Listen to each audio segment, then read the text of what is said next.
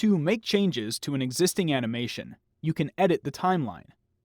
Editing the timeline is a quick and simple process, and there are a number of tools within the Motion Manager and Timeline to help with the editing process. Let's take a look at this vice grip animation I've created. In this case, the jaw holds its original position for 2 seconds and then begins to clamp from 2 to 4 seconds. Let's say I want to change the timing here. To do so, I can simply click and drag the key points. For example, I can start the clamping motion at 3 seconds instead of 2 by clicking and dragging the first key point from 2 to 3 seconds. Another way to edit start and stop times is to right-click on key points.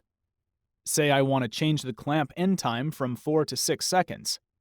To do this, I could click and drag, or I could right-click and choose Edit Key Point Time, and change this value to 6 seconds. Playing through the animation again, it will now hold for 3 seconds and close for 3 seconds. You can also change the Interpolation Mode.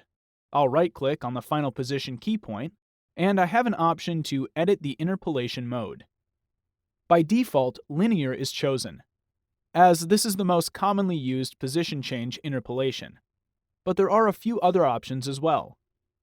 If I select Ease In, for example, the animation between the key points will start off slow and gain speed. In this case, the clamp will begin closing slowly and gradually pick up clamping speed. Finally, you also have the control over motion study parameters.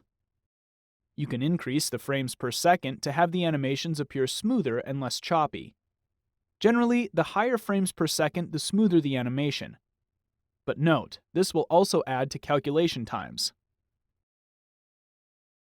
I'll increase the frames per second from 8 to 30. And you can see the animation is now much smoother.